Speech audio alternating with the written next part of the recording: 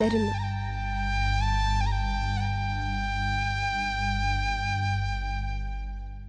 വർഗീയത അപ്പോൾ ഇതൊന്ന് മൂത്താ വർഗീയത കോൺഗ്രസ് ഒന്നും ഉണ്ടാവില്ല. എന്നാ ഇത് നമ്മുടെ നാടൻ ഭാഷയെ പറഞ്ഞാൽ കോലിയരിപ്പായാലും ഇതിനെ കോൺഗ്രസും കമ്മ്യൂണിസ്റ്റും ഉണ്ടാവില്ല. മുസ്ലിം ഏതാ ഹിന്ദുവാന്ന് നോക്കുന്ന കെട്ടെങ്കിൽ വരും.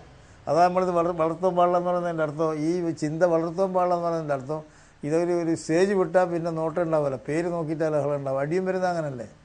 ഇതിൻ്റെ ഇടയ്ക്ക് കൂടെ അടി ഉണ്ടായിട്ടുണ്ട്. എൻ്റെ പേരെന്താ കണ്ണൻ ഡീൻ അടി, മറ്റൊരു പേരെന്താ അമ്മത് ഓനെ അടി. അപ്പോൾ കുറ്റം ചെയ്തിട്ടില്ലോ നോക്കാത്തൊരവസ്ഥ ഇതിൻ്റെ ഇടയ്ക്കെല്ലാം ഉണ്ടായിട്ടുള്ള സംഭവം. അത് ഞങ്ങൾ സമാധാന കമ്മിറ്റി കൂടി തീരുമാനിച്ചാൽ അങ്ങനെ ഒന്നും അടിക്കാൻ പാടില്ല, പേര് നോക്കി അടിക്കാൻ പാടില്ല, പതിയിരുന്ന് അടിക്കാൻ പാടില്ല. സമാധാന കമ്മിറ്റി തീരുമാനിച്ചാൽ ആ തീരുമാനങ്ങളും ചില അവസരത്തിൽ ലംഘിക്കപ്പെട്ടു ചില സാഹചര്യങ്ങളിൽ. 2001 കുഴപ്പത്തിൽ ഞാൻ വീട്ടിൽ നിന്ന് രാത്രി ഒരു 7 മണിക്ക് ഇറങ്ങിയതാണ്. അങ്ങനെ ബൈക്ക് വെച്ചിട്ട് 10-30 പേരടങ്ങുന്ന മാർക്സിസ്റ്റ് പാർട്ടിയുടെ ആൾക്കാർ എന്നെ പരിക്കേൽപ്പിച്ചു. അവരോട് ഞാൻ പറഞ്ഞു ഞാനൊരു മാർക്സിസ്റ്റുകാരനാണെന്ന്. അവർ അന്ന് കൂട്ടാക്കാതെ ഒരു മാപ്പിളയാണെന്നുള്ള രീതിയിൽ എന്നെ പരിക്കേൽപ്പിച്ചു. ആളിങ്ങനെ വീട്ടിൽ അടിച്ചു കയറി. അപ്പോൾ എന്താണ് സംഭവം ഞങ്ങളൊന്നും അറിയില്ല, പ്രശ്നങ്ങൾ ഉള്ളതൊന്നും. മുസ്ലിങ്ങളായതുകൊണ്ട് ഹിന്ദു വർഗീയതമായിട്ട് ഇങ്ങനെ വീട്ടിൽ അടിച്ചു കയറിയതാണ്. അവിടെ കാലത്തിക്കാൻ ഇപ്പം കൊത്തിയത് 2 കൈയും കൊത്തി. ഒരുപാട് മുറിവുകളുണ്ട്. ആകെ തലക്ക് പാടുപെടുന്നതുകൊണ്ട് കൈ കൊണ്ട് തടുത്തത്. കൈ 2 വെട്ടി 2 എല്ലും പൊട്ടിയതാണ്. ഇപ്പം 2 കൈക്കും ക്ലിപ്പിട്ട് ഇങ്ങനെ ഓപ്പറേഷൻ ചെയ്ത് 2 കൈയും ഇങ്ങനെ ഇതായിട്ടുള്ളത്. വളരെ ബുദ്ധിമുട്ടിലാണ് ഞങ്ങൾ ഒരുപാട് കഷ്ടപ്പെട്ടിരുന്നത്. അന്നേരം ഞാൻ CPM കാരനാണെന്ന് കാലിലൊക്കെ പറഞ്ഞപ്പോൾ നീ മുസ്ലിം അല്ലേ എന്നുള്ള വർഗീയതമായിട്ടല്ലേ കാണിക്കുന്നത്.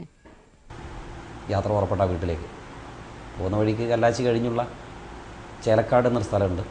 അവിടെ ചെറു ടൗണാണ്. ഞാനെന്നും പതിവായിട്ട് പോകുന്ന സ്ഥലമുണ്ട്. എനിക്ക് സുപരിയായ സ്ഥലമാണത്. അപ്പോൾ ഒരു കൂട്ടം ആളുകൾ, ഒരു 10-25ഓളം വരുന്ന ആളുകൾ അവിടെ നിൽക്കുന്നുണ്ട്. ഞാൻ അല്പം ഒന്ന് ശങ്കിച്ചു, കാറിന് സ്ലോ ആക്കി. എന്താ ജനക്കൂട്ട് നിൽച്ചിട്ട് പെട്ടെന്ന് അവർ കൈകാട്ടി ഞാൻ അവിടെ നിർത്തുകയും ചെയ്തു. കാറ് നിർത്തിയ ശേഷം എന്നോട് ചോദിച്ചു ഒന്ന് പുറത്തേക്ക് ഇറങ്ങാവുന്നു. അപ്പോൾ എനിക്ക് ഇവരുടെ ആ ഒരു ഭാവവും രൂപം കാണുമ്പോൾ പന്തികേട് തോന്നിയിരുന്നു. പുറത്തേക്ക് ഞാൻ ഇറങ്ങി. എന്തുകൊണ്ടെന്ന് വെച്ചാൽ 10-30 വർഷമായിട്ട് ആ പ്രദേശത്ത് ഒരു പേരക്കോളി നടത്തുന്ന ആളായതുകൊണ്ട് എന്നെ പരിചയമുള്ള ഒരുപാട് ആൾക്കാർ അവിടെ ഉണ്ട്. അപ്പോൾ തീർച്ചയായിട്ടും ഇതിൻ്റെ അകത്ത് 5-10 ആൾക്കാരുടെ പരിചയം ഉണ്ടാകും എന്നൊരു മനോവിശ്വാസത്തിലാണ് ഇറങ്ങിയത്. ഇറങ്ങി ഉടൻ തന്നെ എന്നോട് പേര് ചോദിച്ചു. എൻ്റെ പേര് വിനോദെന്ന് പറഞ്ഞ് മുഴുമിപ്പിക്കുമ്പോഴേക്കും അവരെ കയ്യിൽ കരുതി വെച്ച പട്ടി കഷ്ണം കൊണ്ട് തലക്ക് മുൻഭാഗത്ത് പുറകിലൊക്കെ അടിച്ചു. ബാലൻസ് നഷ്ടപ്പെട്ട നിലത്തേക്ക് വീഴുക ചെയ്തു. തുടർന്ന് എൻ്റെ നെഞ്ചിലേക്കും വാരിയലിലേക്കൊക്കെ ആഞ്ഞ് ചവിട്ടി. ഇപ്പോൾ ഇവിടെ 5 എല്ല് ക്ഷതം വന്ന് ആണ് ഹോസ്പിറ്റലിൽ ഇപ്പം ഉള്ളത്. കണ്ണൂരിലേതുപോലുള്ള പാർട്ടി ഗ്രാമങ്ങൾ നാദാപുരം മേഖലയിലും കാണാം.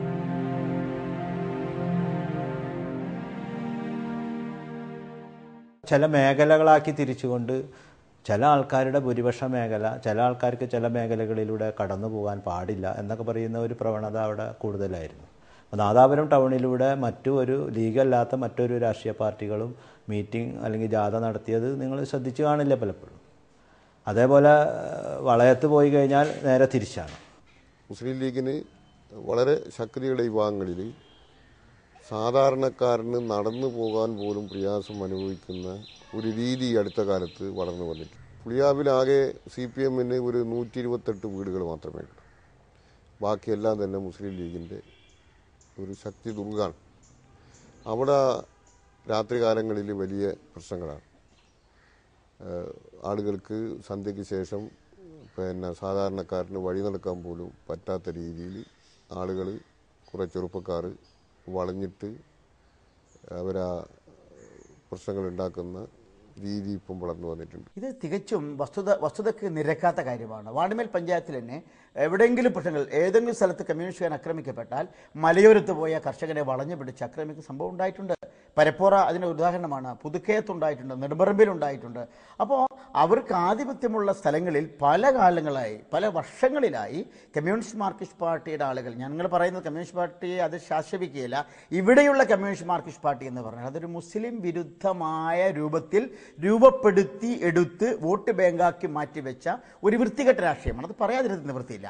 അങ്ങനെയുള്ളൊരു സമീപനം ഇവിടെ നടക്കുന്നുണ്ട്. അത് എടച്ചേരിയിൽ ഇപ്പോൾ തെരഞ്ഞെടുപ്പ് ഘട്ടങ്ങളിൽ ബൂത്ത് ഏജന്റുമാർക്ക് ഇരിക്കാൻ പറ്റാത്ത പ്രദേശങ്ങൾ കമ്മ്യൂണിസ്റ്റ് ഗ്രാമങ്ങളിൽ ഇവിടെയുണ്ട്, കമ്മ്യൂണിസ്റ്റ് പോക്കറ്റുകൾ ഇവിടെയുണ്ട്. അതെന്താരും പറയാത്തത്? CPM-ന് ശക്തിയുള്ള കേന്ദ്രങ്ങളിൽ ഒരു വിഷയങ്ങളിൽ ഉണ്ടായിട്ടില്ല.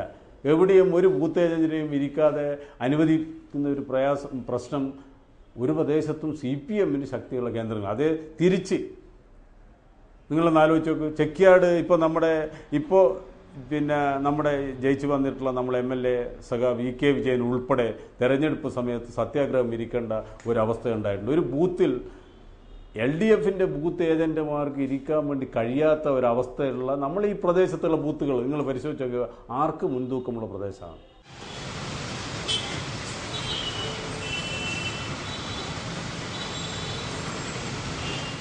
നാദാപുരം പള്ളിയിലെ ചന്ദനക്കുടത്തിന്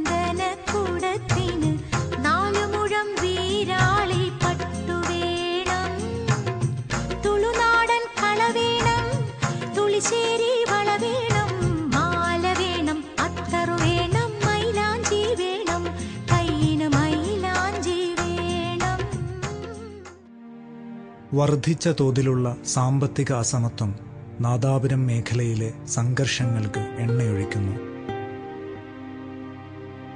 പഴയ ജന്മിത്വത്തിൽ നിന്ന് ഗൾഫ് പണത്തിന്റെ പൊലിമയിലേക്ക് ജീവിതം വികസിച്ചതിന്റെ ആർഭാടങ്ങളും അഹംഭാവവും ഒരു വശത്ത്, അതുണർത്തുന്ന അരക്ഷിതബോധവും അസ്വസ്ഥതയും മറുവശത്ത്. പാസ്പോർട്ടും വിസയും ഒന്നുമില്ലാതെ കടൽ മാർഗം ഗൾഫിലെത്തുകയും സ്വന്തമായി ഒരു കച്ചവടം എന്നുള്ള നിലക്ക് വിദ്യാഭ്യാസമൊന്നും അനിവാര്യമായിട്ടില്ലാത്ത ഒരു ബിസിനസ് എന്ന നിലക്ക് കഫ്റ്റേരിയ ആരംഭിക്കുകയും അതിനുശേഷം അവരുടെ നാദാപുരത്തുകാരുടെ ആശ്രിതരായിട്ടുള്ള കുടുംബക്കാരായിട്ടുള്ള ആളുകളെ അവിടെ ജോലിക്കും മറ്റും കൊണ്ടുവരികയും അവരതിങ്ങനെ തുടർച്ചയായി പിന്നെ തുടങ്ങുന്ന ബിസിനസ്സുകൾ ഒരു നല്ല ബിസിനസ് മാർഗം എന്നുള്ള നിലക്ക് ആ ഫീൽഡിൽ തന്നെ ഉറച്ചു നിൽക്കുകയും ഒരു നല്ല ഒരു ബിസിനസ് സംരംഭമായി കഫ്റ്റേരിയ മാറുകയുമാണ് ചെയ്തത്. അന്ന് കാലത്ത് പശുവിൽ തുടങ്ങിയത് ടീ സ്റ്റാളാണെങ്കിൽ അത് കഫ്റ്റേരിയ ഏറ്റവും നല്ല ഡെക്കറേഷൻ ചെയ്തുകൊണ്ട് അറബികളെയൊക്കെ ആകർഷിക്കുന്ന നിലക്ക് നല്ലതായ ക്ലീനിങ്ങും നല്ലതായ പെരുമാറ്റവും ഒക്കെ ഉണ്ടെങ്കിൽ ബിസിനസ് പിടിച്ചെടുക്കാൻ കഴിയും. അതിന് നാദാപുരത്തുകാരെ തന്നെയാണ് പരമാവധി ഗൾഫിലേക്ക് കൊണ്ടുപോകാൻ നാദാപുരക്കാർ ഉദ്ദേശിച്ചത്. ഗൾഫ് ബൂമിനെ തുടർന്ന് മുസ്ലിം സമുദായത്തിനുണ്ടായ വിദ്യാഭ്യാസപരമായ ഉണർവിനെ തുടർന്ന് സർക്കാർ ഉദ്യോഗങ്ങളിലും മറ്റും ഉണ്ടായിട്ടുള്ള കൂടുതൽ ആക്സസ് ഉണ്ടായത്. ഇതിൽ നേരത്തെ ഭൂമിയുടെ മേൽ മുസ്ലിം സമുദായത്തിനുണ്ടായിരുന്ന ഒരു കൂടുതൽ ഭൂമി അവരുടെ കയ്യിലുണ്ടായിരുന്നു എന്നുള്ള അവസ്ഥ, ഇതെല്ലാം ചേർന്നിട്ട് മുസ്ലിം സമുദായം വിഭവങ്ങളുടെ മേൽ വലിയ ആധിപത്യം പുലർത്തുന്നു എന്നുള്ള ഒരു തോന്നൽ മറ്റു സമുദായത്തിൽ, പ്രത്യേകിച്ച് തീയ സമുദായത്തിലുണ്ടായിട്ടുണ്ട്. തീയ സമുദായത്തിൽപ്പെട്ട ആളുകളാവട്ടെ, അവർ ഈ മുസ്ലിം സമുദായവുമായി ബന്ധപ്പെട്ട് അവരുടെ കൃഷിഭൂമികൾ, അവരുടെ കൺസ്ട്രക്ഷൻ വർക്കുകൾ ഇതിനെ ആശ്രയിച്ച് ജീവിക്കുന്ന ഒരു സമൂഹമായിരുന്നു. അപ്പം അങ്ങനെ വലിയ വിടവുള്ള രണ്ട് സമൂഹങ്ങൾ, അതിലൊരു വിഭാഗം ആശ്രിതരായി കഴിയുന്ന ഒരവസ്ഥയിൽ സ്വാഭാവികമായും അതുണ്ടാക്കുന്ന സാമൂഹികമായ അസ്വാരസ്യങ്ങൾ അത് നാദാപുരത്തെ സംഘർഷങ്ങളിൽ വളരെ പ്രധാനപ്പെട്ട ഒരു ഘടകമാണ്. കാശുണ്ടാകുമ്പോൾ ഈ പറഞ്ഞ ഒരു അഹംഭാവവും, എന്നാൽ കാശില്ലാത്തവനെ സംബന്ധിച്ചിടത്തോളം അവൻ എനിക്ക് കാശ് മാത്രമേ ഇല്ലാണ്ടുള്ളൂ, ബാക്കി എന്നെ സംബന്ധിച്ചിടത്തോളം ഞാൻ നിങ്ങളെപ്പോലുള്ള ഒരു ആരോഗ്യവും എല്ലാ സമൂഹത്തിൽ ജീവിക്കുന്നവനാണ്. അതുകൊണ്ട് ഈ ഇൻസൾട്ട് ചെയ്യപ്പെടുമ്പോൾ ഉണ്ടാകുന്ന ഒരു പ്രതിഷേധം, ഈ പ്രതിഷേധവും എന്നാൽ മറ്റേ പരിഹാസവും, ഈ രണ്ട് കാരണങ്ങൾ തമ്മിലുള്ള യുദ്ധമാണ് നാദാപുരത്ത് കാലാകാലമായിട്ട് നടന്നു വരുന്നത്. തീയ സമൂഹത്തിൽ വരുന്ന ആൾക്കാർക്ക് ഒന്ന് അവര് ഗൾഫിൽ വളരെ കുറവാണ്, ഗൾഫിൽ പോകുന്ന ആൾ വളരെ വളരെ കുറവാണ്, വളരെ തുച്ഛം ആൾക്കാർ മാത്രമേ ഉള്ളൂ. അത് മാത്രമല്ല, അവർക്ക് വേണ്ടിയിട്ട് എന്തെങ്കിലും ഒരു സ്ഥാപനമോ അല്ലെങ്കിൽ അതുപോലെ എന്തെങ്കിലും ഒരു ചാരിറ്റി വർക്ക് ആരുടെ ഭാഗത്തു നിന്നൊന്നും ഇതുവരെ ഉണ്ടായിട്ടില്ല. മുസ്ലിം സമുദായം തീയ സമുദായത്തോട് ഇതിൻ്റെ ഗുണഫലങ്ങൾ ഒന്നും പങ്കുവച്ചില്ല എന്ന് പറയുന്നത് ശരിയല്ല. വളരെ ആഹ്ലാദകരമായ അനുഭവങ്ങൾ ആ വിഷയത്തിൽ ധാരാളമുണ്ട്. പ്രത്യേകിച്ച് ഈ പിന്നോക്ക സമൂഹത്തിൽപ്പെട്ട തീയ സമുദായത്തിൽപ്പെട്ട ആളുകൾ രോഗമാകുമ്പോൾ അവരുടെ വിവാഹം, അവരുടെ വീട് വെക്കൽ, ഇത്തരം സന്ദർഭങ്ങളിലെല്ലാം വലിയ രീതിയിൽ സാമ്പത്തികമായി മുസ്ലിം സമുദായം സഹായിച്ചതിൻ്റെ അനുഭവങ്ങൾ ധാരാളം കാണാൻ കഴിയും. പള്ളികളിൽ പോലും പിരിവുകൾ നടന്നതിൻ്റെ അനുഭവങ്ങൾ കാണാൻ കഴിയും. സ്വാഭാവികമായും സാമ്പത്തികമായ ബന്ധങ്ങൾക്ക് ഒരു പ്രശ്നമുണ്ട്. കൊടുക്കുന്ന ആൾ അയാൾക്ക് ഒരു അപ്പർ ഹാൻഡ് ഉണ്ടാവും. സാംസ്കാരികവും അധികാരപരവുമായ ഒരു അപ്പർ ഹാൻഡ് ഉണ്ടാവും. ഗൾഫ് പണം ഇവിടെ ഗുണപരമായ രീതിയിൽ വിനിയോഗിക്കപ്പെടുകയും അതിൻ്റെ ഫലം ഇവിടുത്തെ സാധാരണക്കാരായ എല്ലാ വിഭാഗങ്ങളും മുസ്ലിംകളിലെ സാധാരണക്കാർക്കും അതുപോലെ തന്നെ മറുവിഭാഗത്തിലുള്ള സാധാരണക്കാർക്കും അത് ഉപയോഗിക്കാൻ കഴിഞ്ഞിട്ടുണ്ട്. അതിൻ്റെ ഫലം അവർ അനുഭവിക്കാൻ കഴിഞ്ഞിട്ടുണ്ട്. ഒരു 20 വർഷങ്ങൾക്ക് മുമ്പ് നോക്കിയാൽ ഒരുപാട് ചെറ്റക്കുടിലുകൾ നാദാപുരത്തിൻ്റെ പ്രദേശങ്ങളിലും നമുക്ക് കാണാൻ പറ്റുമായിരുന്നു. ഇന്ന് അങ്ങനെയുള്ള ഒരു കുടിലുകൾ പോലും ഇല്ല. ഒരു പട്ടിണിക്കാർ പോലും നാദാപുരത്തില്ല. എല്ലാവർക്കും ആവശ്യമായ അല്ലെങ്കിൽ ജോലിക്ക് പോകാൻ താല്പര്യമില്ലാത്തത്ര രീതിയിലുള്ള ഒരു വേളയിൽ ശമ്പളവും കൂലിയും കിട്ടുന്നതാണ് അതിന് കാരണം. നാദാപുരം മേഖലയിലെ ന്യൂനപക്ഷമാണ് വിലങ്ങാട് മലയിലെ കുടിയേറ്റ ക്രൈസ്തവർ. ഏക്കറിന് 150 രൂപ കൊടുത്ത് മുസ്ലിം പ്രമാണിമാരിൽ നിന്ന് ഭൂമി വാങ്ങി 6 പതിറ്റാണ്ട് മുമ്പാണ് ക്രൈസ്തവർ ഇവിടെ എത്തിയത്. അവരുടെ ജീവിതവും കുഴപ്പങ്ങളിൽ നിന്ന് തീർത്തും ഒഴിഞ്ഞു നിന്നില്ല. വാണിമേലെ ഉള്ള ജമ്മിമാരുടെ ആയിരുന്നു ഇത്. വാണിമേലെ ജമ്മിമാരോട് ഞങ്ങൾ വിലയ്ക്ക് വാങ്ങിയിട്ട് കാട് വെട്ടി അത് കഴിഞ്ഞിട്ട് പിന്നെ തെങ്ങും കവുങ്ങും റബ്ബറും ഒക്കെ വെച്ചു. അങ്ങനെയാണ് ഇവിടുത്തെ ആദ്യത്തെ കുടിയേറ്റം. വെലങ്ങാടുള്ള ക്രിസ്ത്യാനികളും വാണിമേലുള്ള മുസ്ലിം ആൾക്കാർ ആചാരന്മാരും ഒക്കെ ആയിട്ട് വളരെ ലോഹ്യത്തിലാണ് വന്ന് 50-60 കൊല്ലം മുമ്പ് മുതൽ വളരെ ലോഹ്യത്തിലാണ് ഇന്നും. വെലങ്ങാടുള്ള ക്രിസ്ത്യാനികൾ കോൺഗ്രസ്സുകാരാണ്. അതിൽ പിന്നെ കേരള കോൺഗ്രസ്സുകാരുണ്ട് കുറച്ച് ആൾക്കാർ. 1980 വെലങ്ങാട് ഒരു തൊഴിലാളി പ്രശ്നം ഉണ്ടായിരുന്നു. ആ പ്രശ്നത്തിന് മാർഗിൽസ്റ്റുകാർ ആയിട്ടായിരുന്നു. അപ്പം ഞങ്ങൾക്ക് ഇവിടെ അധികം ആൾക്കാരൊന്നുമില്ല. അന്ന് ഉള്ള ആളിന് പുറത്ത് സ്വാതന്ത്ര്യ കല്ലാറ്റിയിലൊന്നും പോകാനൊരു സൗകര്യമില്ല വന്നു. അവർ വിടുകയല്ലാതെ. അങ്ങനെ ഇയാൾ കല്ലാറ്റിയിൽ എവിടെയോ പോയിട്ട് വരുന്ന വഴിക്ക് ഒരു മകൻ കാലിൽ സുഖമില്ലാത്തൊരു മകനുണ്ടായിരുന്നു കൂടെ. ഇവർ വരുന്ന വഴിക്ക് കാട്ടിക്കൂടെ കയറി വന്നു വീട്ടിലേക്ക് വരാനായിട്ട്. അപ്പോൾ അവിടെ മാർഗലിസ്റ്റുകാർ കാവലിരുന്നിട്ട് വെടിവെച്ച് കൊണ്ടുപോയി.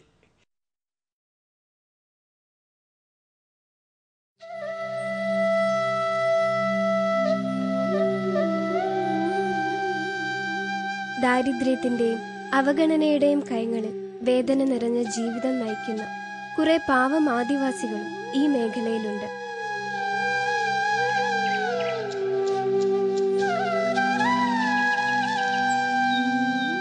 വാണിമേൽ പഞ്ചായത്തിലെ ആദിവാസി കോളനികളിൽ കുറിച്യ പണിയ സമുദായങ്ങൾ ആരുടെയും ശ്രദ്ധ കിട്ടാതെ കഷ്ടപ്പെടുന്നു.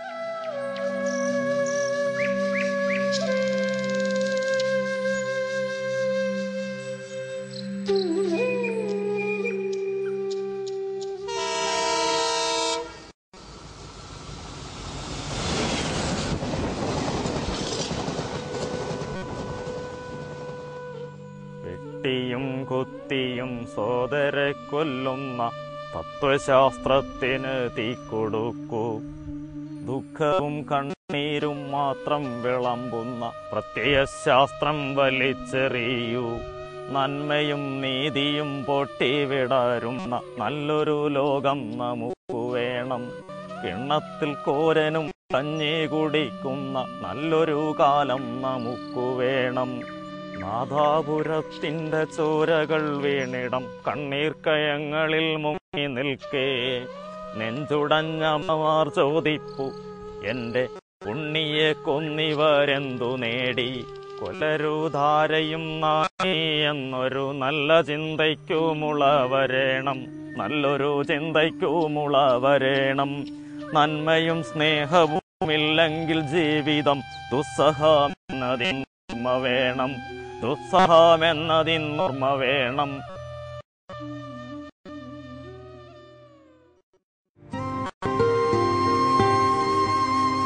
അക്രമ പരമ്പരയിൽ ഏറ്റവും അധികം പേർക്ക് ജീവൻ നഷ്ടപ്പെട്ടതുമായ സംഭവമായിരുന്നു 1988 നാദാപുരം കലാപം. 9 50 മനുഷ്യരാണ് കൊല്ലപ്പെട്ടത്.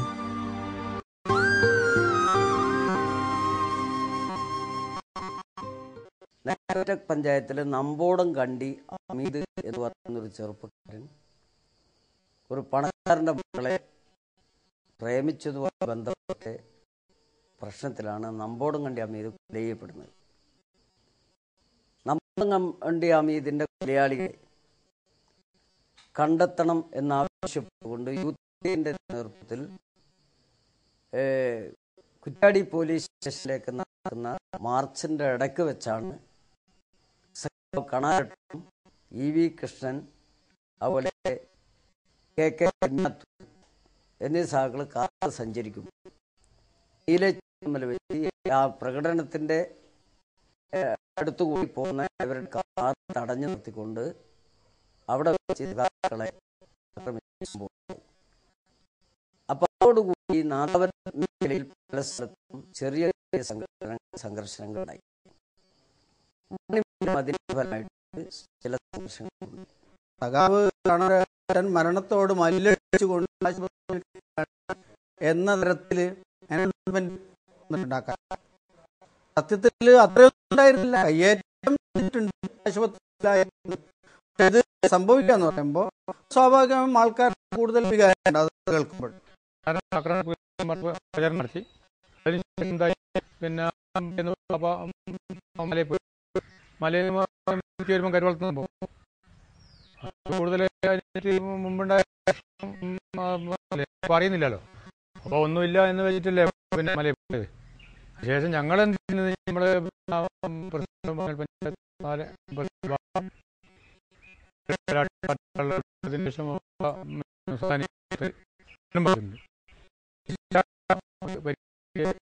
അറിയുന്നു.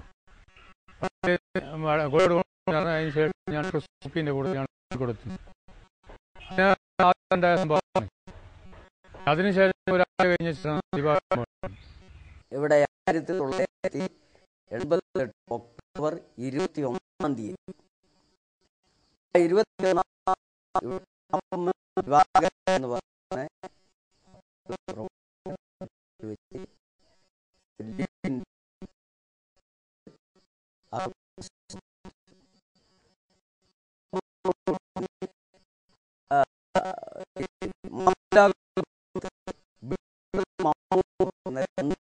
ആളുകൾ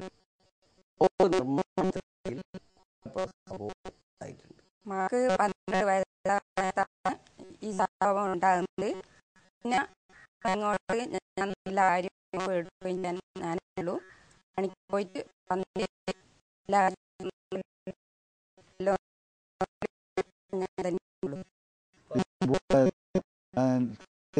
ഒരു സ്നേഹിതന്റെ വീട്ടിലായിരുന്നു.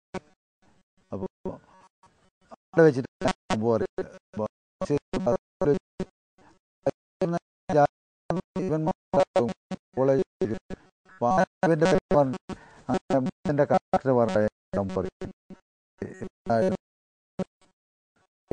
വന്നു നോക്കുമ്പോൾ ലാസ്റ്റ് കണ്ടു രാത്രി കണ്ടത്